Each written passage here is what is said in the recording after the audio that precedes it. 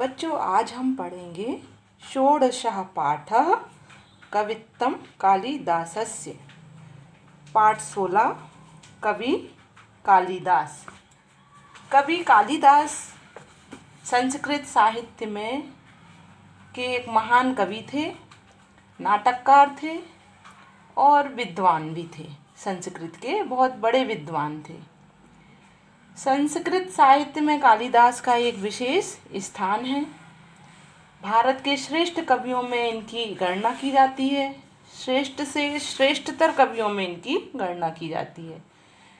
कवि कालिदास पर माँ काली का आशीर्वाद था। इन्हें काली का परम भक्त माना जाता है और राजा विक्रमादित्य के दरबार के ये 9 रत्नों में से एक थे। तो ऐसे कवि कालिदास के बारे में आज हम इस पाठ में पढ़ेंगे।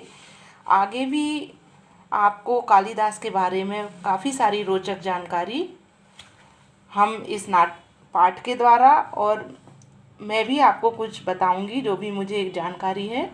तो चलिए हम पढ़ते हैं कवि कालिदास। महाकवि कालिदासः संस्कृत साहित्यस्य सर्वश्रेष्ठः कविरस्ति। महाकवि कालिदास संस्कृत साहित्य के सर्वश्रेष्ठ कवियों में से एक हैं। तेन विरचितानि मालविकाग्निमित्रम विक्रमो वर्षीयम अभिज्ञान शाकुंतलयम चेति 3 नाटिकानि सन्ति। इन्होंने 3 नाटक लिखे हैं। पहले नाटक का नाम है मालविका अग्निमित्रम। विक्रम और उर्वशी के ऊपर लिखा हुआ है ये विक्रमो उर्वशी, और अभिज्ञान शाकुंतलम, ये 3 नाटक इन्होंने लिखे हुए हैं। और इसके अलावा भी इनकी काफ़ी सारी रचनाएं इन्होंने की हैं, लेकिन ये 3 नाटक इनके विश्व में प्रसिद्ध हैं। एतेषु नाटकेषु अभिज्ञान शाकुंतलम तु न केवलं संस्कृत साहित्यस्य अपितु विश्वस्य सर्वश्रेष्ठं नाटकमस्ति। इन नाटकों में अभिज्ञान शाकुंतलम न केवल संस्कृत साहित्य में अपितु विश्व के सर्वश्रेष्ठ नाटकों में से एक है।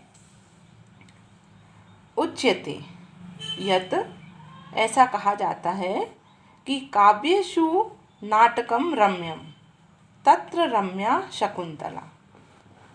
काव्यों में तो नाटक श्रेष्ठ है, लेकिन उनसे भी श्रेष्ठ, नाटकों में भी श्रेष्ठ शकुंतला नाम का जो नाटक है वह है।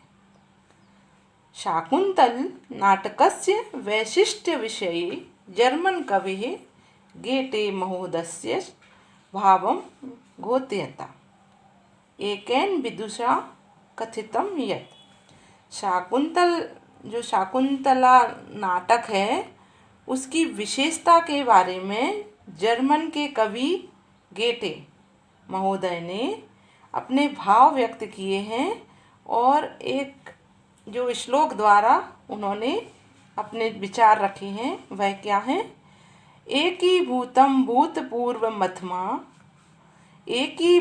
भूतपूर्वमथवा स्वर्गलोक भूलोकयोः, यानी जो पूर्व में कभी भी नहीं हुआ, ऐसा जो इससे पहले भी कभी नहीं हुआ, और स्वर्गलोक में और भूलोक में भी ऐसा कभी नहीं हुआ है। और जो स्वर्गलोक और भूलोक का जो ऐश्वर्य है, ऐश्वर्य यदि वांछसी प्रिय सखी शाकुंतलम सेव्यताम, जो स्वर्गलोक और भूलोक दोनों का जितना भी सौंदर्य है, जितना भी ऐश्वर्य है, वह सारा शकुंतला नाटक में निहित है। सेव्यताम यानी निहित है, उसी में भरा हुआ है इतना सारा सौंदर्य। क्योंकि कालिदास को सौंदर्य का कवि कहा जाता था, वह श्रृंगार रस के कवि माने जाते थे। तो ऐसा गेटे महोदय ने कहा है। 7 अंकात्मके नाटके अस्मिन् दुष्यंत शकुन्तलयोः कथा तथा तयोः शिशु भरतस्य शौर्यवर्णितम्। 7 अंकों में बटा हुआ नाटक दुष्यंत और शकुंतला की कथा में उनके शिशु भरत के शौर्य का वर्णन है। तस्य भरतस्य नाम्ना एव अस्माकं देशस्य नाम भारतवर्षम् इति प्रसिद्धम् अस्ति। ऐसा माना जाता है कि जो उनके पुत्र थे जिनका नाम भरत था, उनके नाम पर ही हमारे देश का नाम भी भारतवर्ष पड़ा है। उस नाटक में ऐसा क्या था, दुष्यंत शकुंतला जो नाटक था उसमें राजा दुष्यंत और शकुंतला की प्रेम कथा का वर्णन था। बहुत ही सुंदर चित्रण कवि ने किया है उनकी मिलन का, उनके विरह का, और फिर जब दोनों बिछड़ जाते हैं उसके बाद जब उनका बेटा होता है भरत का जब उन्होंने लालन पालन किया शकुंतला ने अकेले रहकर, उसके बाद जब राजा मिलते हैं, तो ये सब वर्णन जब इस नाटक में हुआ है तो इतना सुंदर वर्णन है कि इसके अलावा ऐसा नाटक ना आज तक लिखा गया है और ना ही कभी लिखा जाएगा, ऐसा विद्वान लोग बोलते हैं।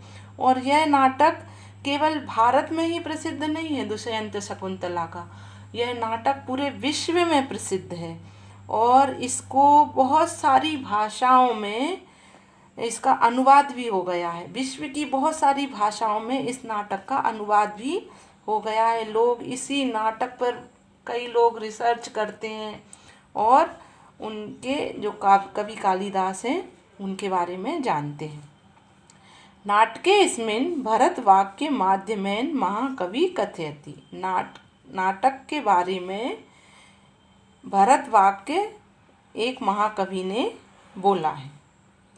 प्रवर्ततां प्रकृतिहिताय पार्थिवा सरस्वती श्रुति महती महीयताम् ममापि च क्षपयतु नीललोहितः पुनर्भवं परिगत शक्ति रात्मभूः। यानी कि सभी जो राजा सबके हित के लिए तैयार हो, राजा सबके हित के लिए तैयार हो और महान सरस्वती की प्रतिष्ठा हो। नीले व गाढ़े लाल रंग वाले शिव जी मेरी बुराइयों को दूर करें और स्वयं उत्पन्न शक्ति को पुनः जागृत करें। मतलब जो हमारे में जो स्वयं की शक्ति है उसे जागृत करने की शिव जी से कवि प्रार्थना कर रहे हैं। अब दूसरा नाटक इनका जो था वह था मालविकाग्निमित्र नाटकम। पंचाकात्मकमस्ति अत्र। जो कि मालविका अग्निमित्र नाटक है वह 5 भागों में बटा हुआ है। अत्र मालविका अग्निमित्रयो कथा वर्णितास्ति। इसमें कवि ने मालविका और अग्निमित्र की कथा का वर्णन किया है। राजा अग्निमित्र की प्रेम कथा पर आधारित है यह। राजा अग्निमित्र जब इसमें ऐसी कथा है कि एक नौकर की बेटी रहती है मालविका और उसकी मतलब फ़ोटो राजा अग्निमित्र देख लेते हैं और उससे मिलने के लिए अधीर हो जाते हैं। फिर वह बहुत सारी कठिनाइयों को पार करके जब मालविका से मिलते हैं तो उनके मालविका के और राजा अग्निमित्र के मिलन को इसमें दिखाया गया है, इस नाटक में वर्णन किया गया है। और बहुत ही सुंदर वर्णन है यह कि जो पाठक हैं वह भाव विभोर हो जाते हैं। तो ऐसा यह नाटक है मालविका अग्निमित्र का। और फिर तीसरा नाटक है विक्रमो वर्षीय नाटके उर्वशी पुरुर्वयो कथा पंचाकेषु वर्णिता। जो विक्रम और उर्वशी नाटक है वह उर्वशी और राजा पुरुरवा की कथा है जो कि 5 अंकों में वर्णित है। विक्रमो उर्वशी रोमांचक व रहस्यों से भरा नाटक है, जिसमें कालिदास ने महाराज पुरूरवा और अप्सरा उर्वशी के संबंधों का वर्णन किया है। इसमें ऐसी कथा पाई जाती है। कथा ये है कि जो राजा पुरूरवा थे और इंद्र की सभा की एक अप्सरा थी उर्वशी, उन दोनों में मतलब प्रेम हो गया था। और जब उर्वशी इंद्र की सभा में नाच रही थी तो उनका जो ध्यान था वह राजा पुरूरवा में ही लगा हुआ था और उनके जो डांस है वह उसमें कुछ त्रुटि हो गई। तब इंद्र ने जो उर्वशी थी उनको श्राप दे दिया कि तुम जिसके ध्यान में खोई हुई हो वहीं मतलब वहीं चले जाओ तुम उसी लोक में।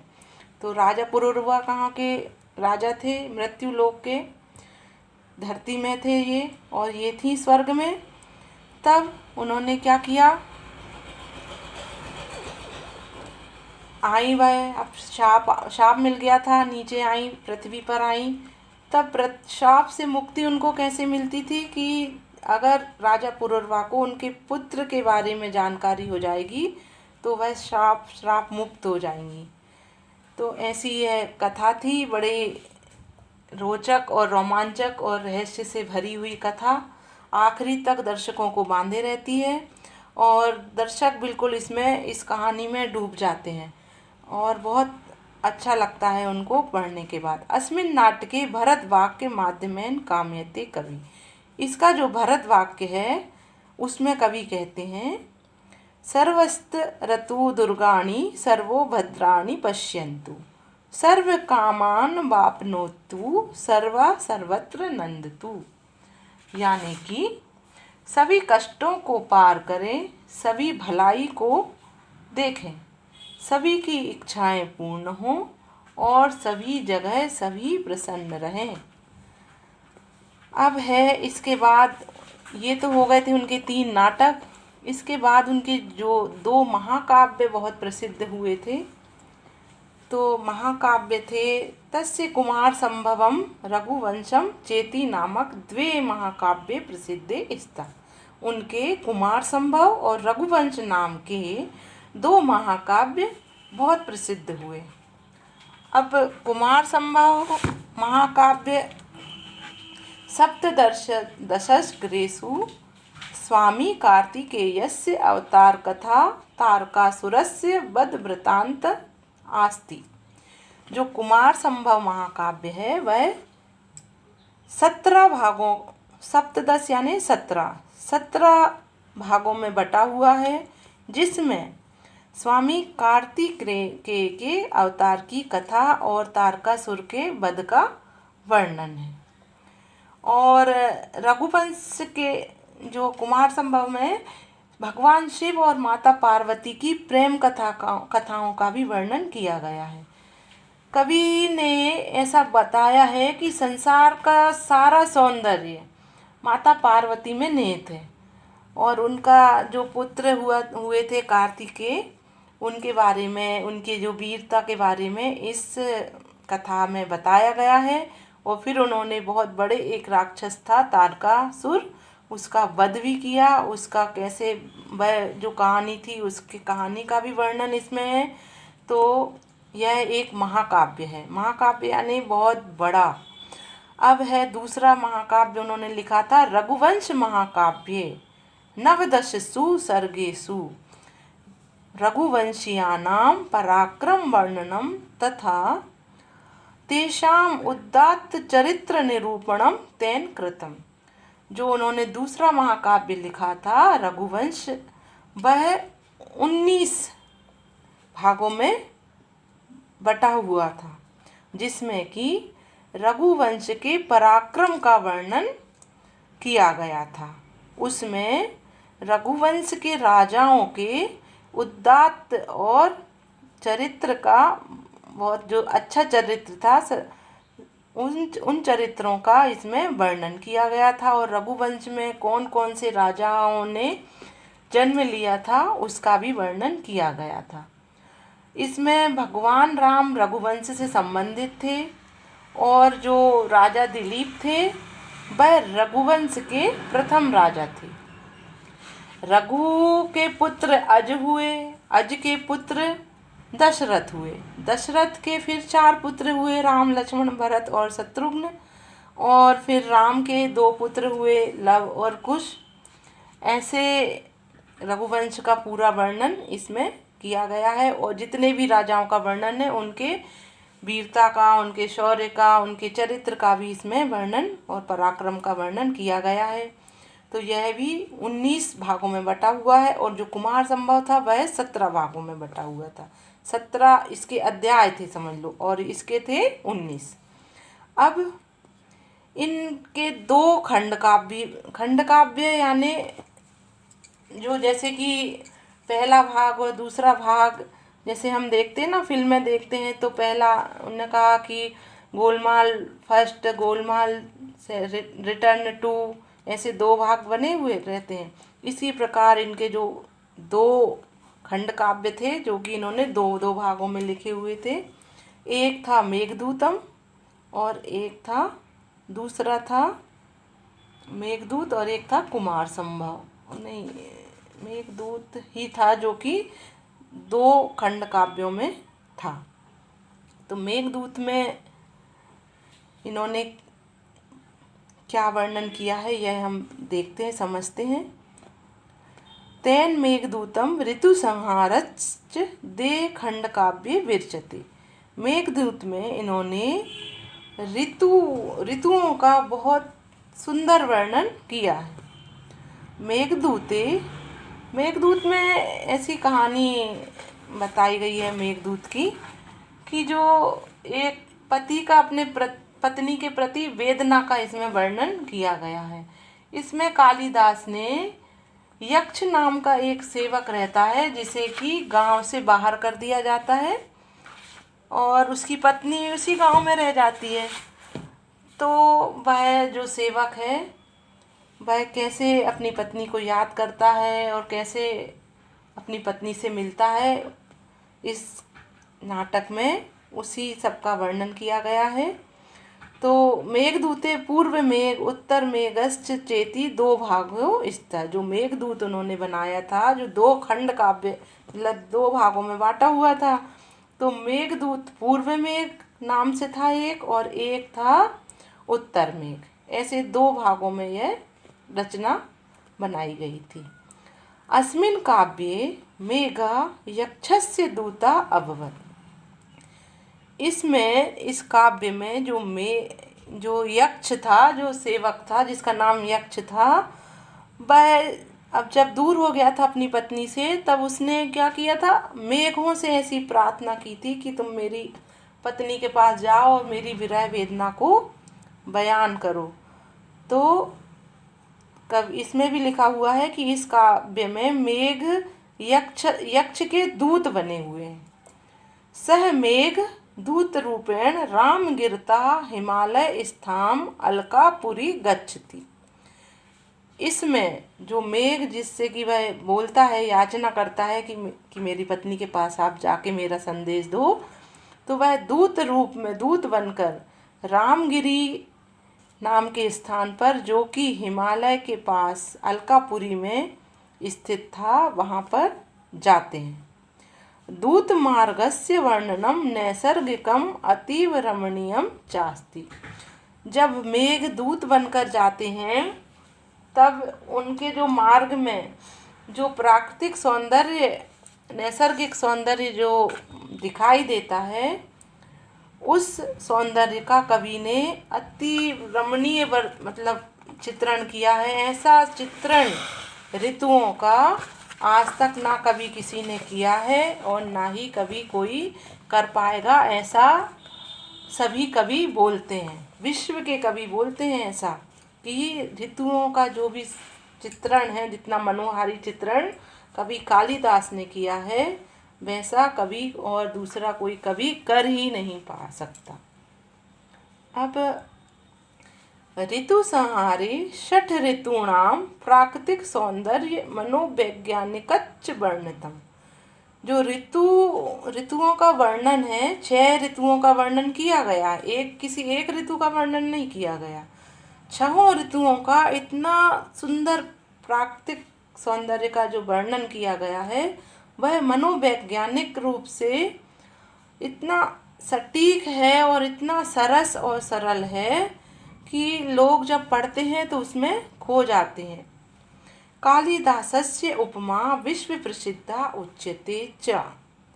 उपमा कालिदासस्य, जो कालिदास की उपमा है वह विश्व प्रसिद्ध है। ऐसा बोलते हैं कि उपमा हो तो कालिदास की हो, उसके अलावा और कोई कवि ऐसी उपमाएं दे ही नहीं सकता। कथा वर्णने चरित्र चित्रणे चा सह प्रवीणा। कथा वर्णन में और चरित्र चित्रण में वह प्रवीण थे। तस्य वर्णन शैली सरसा सरला परिष्कृता चास्ति। उनकी जो वर्णन शैली थी वह बहुत सरस थी और सरल थी और बहुत ही परिष्कृत थी, मतलब एकदम ऐसी थी सटीक कि एकदम, मतलब ना छोटे से छोटे व्यक्ति को भी अगर वह पढ़ता था तो उसे समझ में आ जाता था कि कवि क्या कहना चाह रहा है। तस्य भाषा भावानुगामिनी। जो उनकी भाषा थी वह भावों का अनुगमन करने वाली थी। जो भाव थे उनके नाटकों में, उनके जो काव्यों में, वह उनकी भाषा उसकी अनुगामिनी थी, मतलब पूरे तरीके से वह उनके जो भाव थे वह प्रकट कर देती थी। अब इससे हमने इन लाइनों से हमें ये समझ में आया कि कालिदास का जो काव्य लिखे हैं उसमें क्या विशेषता थी। कालिदास के काव्यों में एक तो उन्होंने प्रकृति चित्रण बहुत मनोवैज्ञानिक ढंग से किया, और उपमाएं जो दी वह बहुत सुंदर उपमाएं, ऐसी उपमाएं कोई दे ही नहीं सकता अभी तक, ऐसा बोला गया। उनकी उपमा बहुत सटीक थी। अच्छा, जो चरित्र चित्रण वह अपने नायक का करते थे वह बहुत सुंदर रहता था, और उनकी जो भाषा शैली थी वह सरल और सहज थी और लोगों को समझ में आने वाली थी, और भावों का उदात्त चित्रण था। भाव जो कि मेन रहते हैं नाटक के या काव्य के, तो वह सौंदर्य रस से, श्रृंगार रस से परिपूर्ण भाव रहते थे। भार्या विद्योत्तमा तस्य परोक्ष प्रेरिका आसीत्। ऐसा उनकी जो पत्नी थी, भार्या यानी पत्नी, उनकी पत्नी का नाम क्या था? विद्योत्तमा। उनकी परोक्ष प्रेरक मानी जाती है, ऐसा कहा गया है। अब क्यों मानी जाती है, इनके बारे में भी एक कथा है कि जो विद्योत्तमा थी वह एक राज्य की राजकुमारी थी, और उन्हें अपने रूप पर और अपने ज्ञान पर बहुत घमंड था, और वह चाहती थी कि उनका जो पति हो वह बहुत गुणवान और मतलब विद्या में प्रवीण हो, उनसे ज़्यादा मतलब उनको शास्त्र आते हों। और उन्होंने ऐसी घोषणा कर दी थी कि जो मुझे शास्त्र में हराएगा उसी से मैं विवाह करूंगी। अब राज्य में बहुत से विद्वान आए उनके पास शास्त्रार्थ करने के लिए, और विद्योत्तमा ने सभी विद्वान पंडितों को शास्त्रार्थ में हरा दिया। अब ये जो विद्वान पंडित थे उन्हें बहुत बुरा लगा कि ये तो भाई बहुत गलत बात हो गई कि हम लोग किसी स्त्री से हार गए। स्त्रियां पहले, जबकि पहले के ज़माने में स्त्रियां क्या कभी भी पढ़ने नहीं जाती थी गुरुकुलों में, घर में ही उनको पढ़ाया लिखाया जाता था, और केवल लड़के ही जाते थे पढ़ने के लिए। अब हमने इतना पढ़ा लिखा, इतना ज्ञान अर्जित किया, और एक लड़की से हार जाएं, ये तो उनके लिए बहुत शर्म से डूब मरने वाली बात थी। तब सभी विद्वानों ने मिलकर उनके प्रति एक, समझ लो कहना चाहिए, खेल खेला कि ये इनको तो अब हम नीचा दिखाना ही पड़ेगा। तब क्या किया उन्होंने, जो कालिदास थे, कालिदास मतलब अपने जन्म से ही बहुत बुद्धिमान नहीं थे, वो बहुत ही निरे मूर्ख थे, ना तो पढ़े लिखे थे और उनको कुछ विद्या ज्ञान भी नहीं था, कवि तो बहुत दूर की बात है। तो उन्होंने, और मगर देखने में बहुत सुंदर लगती थी राजकुमारों जैसे, जो उन्हें एक बार देख लेता था तो मंत्रमुग्ध सा देखता ही रह जाता था। तब विद्वान ने उन्हें उनको पकड़ा, सभी विद्वान 4-6 इकट्ठे हो गए और उन्होंने उनको पकड़ा और उनसे बोला कि अगर तुम रानी राजकुमारी के सामने जाओगे तो हम तुम्हें इनाम देंगे। तो अब वो तो थे मूर्ख, उन्होंने इनाम के चक्कर में बोल दिया कि हाँ मैं चला जाऊंगा। तो उन्होंने कह दिया विद्वानों ने कि तुम वहाँ पर कुछ बोलोगे नहीं, बस केवल इशारे से अपनी बात बोलना जो भी तुम्हें समझ में आए। तो विद्योत्तमा के सामने जब वो गए तो विद्योत्तमा ने उनसे प्रश्न पूछा, तो पहले ही उन्होंने बता दिया था कि भाई ये बोलेंगे नहीं, ये मौन उत्तर देंगे। तो विद्योत्तमा ने भी, वह तो बहुत होशियार थी, तो उन्होंने भी मौन में एक प्रश्न पूछा, ऐसे हाथों को पंजे को फैलाकर उन्होंने ऐसा पूछा कि ये इसका अर्थ बताओ। तब कालिदास ने सोचा कि ये मुझे थप्पड़ मारने के लिए सोच बोल रही है, हाथ दिखा रही है, पंजा खुला हुआ दिखा रही है। तो उन्होंने गुस्से में उसको घूंसा दिखा दिया, पूरी उंगलियां बांधकर एक मुट्ठी बनाई और घूंसा दिखा दिया उनको। अब विद्योत्तमा ने इसका क्या अर्थ समझा कि वह जो प्रश्न कर रही थी, वह कर रही थी कि जो हमारी इंद्रियां हैं वह पांचों इंद्रियों के बारे में मतलब पूछ रही थी, और कालिदास का जो उत्तर था वह मुट्ठी बना हुआ था, मुक्का बनाया था उनने। तो उनने ऐसा सोच लिया कि ये बोल रहे हैं कि जब पांचों इंद्रियां मिल जाती हैं तभी व्यक्ति सशक्त और बलवान बनता है, पांचों इंद्रियों के द्वारा ही। तब उनको उनका उत्तर बहुत अच्छा लगा, और भी उन्होंने ऐसे एक दो और क्वेश्चन किए और उनका उत्तर भी उन्होंने ऐसे ही अपने हिसाब से दे दिया। लेकिन उनने जो विद्योत्तमा थी, मुंह को उन्होंने उत्तर दिए थे, तो उन्होंने कुछ और अच्छा समझ लिया उन उत्तरों को, और वह कालिदास से बहुत प्रभावित हो गई और उन्होंने शादी के लिए हाँ कह दी। अब जब विवाह हो गया उसके बाद उन्हें समझ में आया कि लोगों ने इनसे बदला लिया है हारने का और हमें बिल्कुल मूर्ख पति मिला है। तब उन्होंने कालिदास को बहुत धिक्कारा, बहुत अपशब्द कहे और उन्हें घर से बाहर निकाल दिया। तब कालिदास ने क्या किया, घर से बाहर निकल गए। पत्नी से वह बहुत प्रेम करते थे, जब इतना प्रेम करने के बाद पत्नी ने उन्हें अपशब्द कहे और उनको बहुत धिक्कारा, उनकी मूर्खता पर उन सवाल उठाए कि तुम क्या हो, मनुष्य के रूप में एक मतलब जीव ही हो, और मनुष्य का जन्म तुम्हारे लिए धिक्कार है, ये वो कुछ बहुत सारा कुछ उन्होंने बोला। तब कालिदास रोते रोते, एक काली मंदिर था वहाँ पर, ये काली माता की पूजा आराधना करते थे, तो वहाँ पर वह उस मंदिर में गए। अब उन्होंने ऐसा प्रण कर लिया कि अब मैं इनको, सोचो मतलब कहा तो उन्होंने अपशब्द थे विद्योत्तमा ने, लेकिन कालिदास ने इनको कभी भी उन शब्दों को सुनकर अपने आप को नष्ट करने का नहीं सोचा कि अब मेरा जीवन खराब है, अब तो मुझे मर ही जाना चाहिए। उन्होंने उससे प्रेरणा लेकर ऐसा सोचा कि अब मैं इनको विद्वान बनकर दिखाऊंगा, और उन्होंने मतलब विद्या प्राप्त की, और काली जो काली माता थी उनका उन्होंने आशीर्वाद भी प्राप्त किया। बहुत उन्होंने पूजा पाठ अर्चना आराधना की, और ऐसा कहा जाता है कि काली माता ने इनको आशीर्वाद प्रकट होकर दिया था, दर्शन दिए थे, और उन्हीं के आशीर्वाद से कालिदास इतने विद्वान बने थे। लेकिन आशीर्वाद तो उनका था, लेकिन मेहनत इनकी भी रही थी, तो इसलिए उन्हें परोक्ष प्रेरिका विद्योत्तमा को बोला जाता है, कालिदास का। अब इसके बाद है, परंतु एषः कालिदासः परवर्ती साहित्योपासकानां कविकुलगुरुः अस्ति। इसके बाद जो कालिदास थे वह साहित्य की उपासना करने लगे और वह गुरुकुल के कवि बन गए, और आज तक उनके जैसा कवि हुआ नहीं है, ऐसा अभी तक बोला जाता है। कालिदासस्य ग्रंथा नामनुवादः प्रायः विश्वस्य सर्वासु भाषासु सज्जात।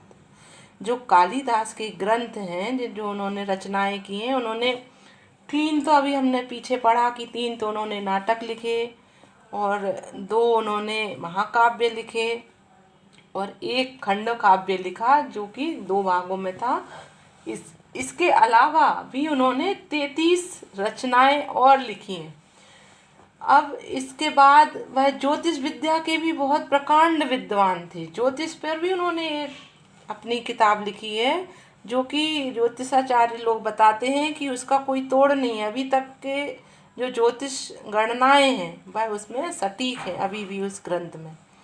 तो इनका जो ग्रंथों का अनुवाद है वह पूरे विश्व की जो भाषाएं हैं उनमें किया गया है। सारी भाषाओं में इनके ग्रंथों का अनुवाद किया गया है और विश्व के लोग इनके ग्रंथों को पढ़ते हैं।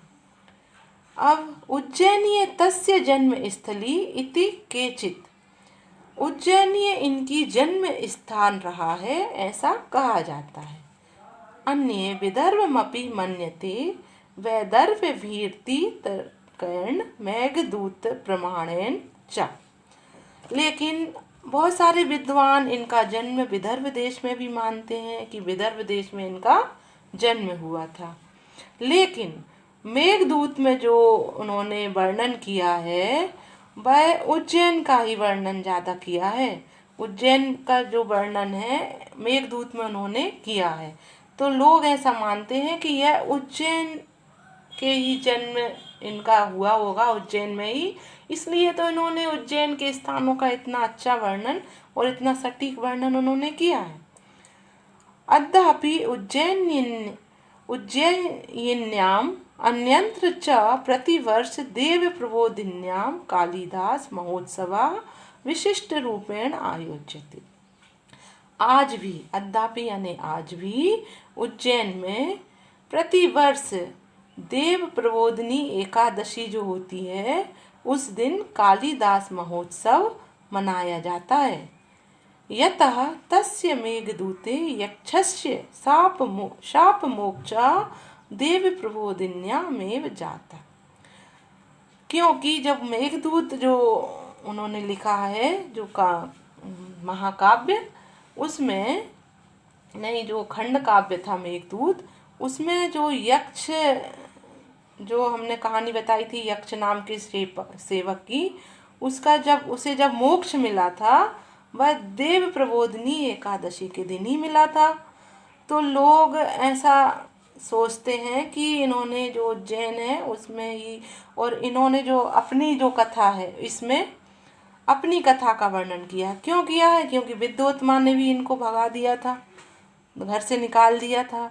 तब इन्होंने इतना विद्या अध्ययन किया और इतने सारे जो काव्य लिखे तो वह बहुत दिनों में लिखे होंगे। तो जो विरह वेदना थी, जो यक्ष के रूप में उन्होंने अपनी विरह वेदना को इस खंड काव्य में उतारा है। यक्ष व्याजेन महाकवि आत्मव्यथाम प्रस्तुतवान इति विदुषाम महत्। यक्ष के रूप में महाकवि ने अपनी आत्मव्यथा को इसमें प्रस्तुत किया है, ऐसा विद्वान लोग बोलते हैं। अतः देव प्रबोधिनी तिथि महाकवि उत्सव दिवसा न तो जन्म दिवसा। इसीलिए देव प्रबोधिनी एकादशी को महाकवि को का उत्सव दिवस मनाया जाता है। अब इसमें जो मेघदूत जो खंड काव्य था उसमें यक्ष को उस शाप से, जो विरह का शाप था, उससे मुक्ति कब मिली थी? देव प्रबोधिनी एकादशी को मिली थी। तो लोग देव प्रबोधिनी एकादशी को उत्सव के दिन के रूप में मनाते हैं, उत्सव दिवस बनाते हैं। किसका? महाकवि कालिदास का। यह उत्सव दिवस है, ना कि इनका जन्मदिन है। जन्म दिवसस्तु शोध विषयो वर्तते। इनका जो जन्म और मृत्यु है इस बारे में अभी तक शोध हो रहा है। इनका जन्म कब हुआ था और मृत्यु कब हुई थी, इसका कोई प्रत्यक्ष प्रमाण या लिखित प्रमाण अभी भी कहीं भी नहीं मिला है। तो इस पर भी बहुत शोध चल रहा है कि कालिदास कहाँ जन्म लिए थे और इनकी मृत्यु कहाँ हुई थी और कब हुई थी। लेकिन कुछ विद्वान ऐसा बोलते हैं कि जब ये विक्रमादित्य के 9 रत्नों में से एक थे, तो उन्हीं के आसपास, उन्हीं के काल के आसपास इनका जन्म हुआ होगा। लेकिन अभी कोई प्रत्यक्ष प्रमाण नहीं है। अपि च उक्तम, एक कहावत इनके बारे में कही जाती है पुरा कवि नाम गणना प्रसंगे कनिष्ठ कादिष्ट कालिदासः अद्यापि ततुल्य कवेर भावादनामिका सार्थवती बभूव।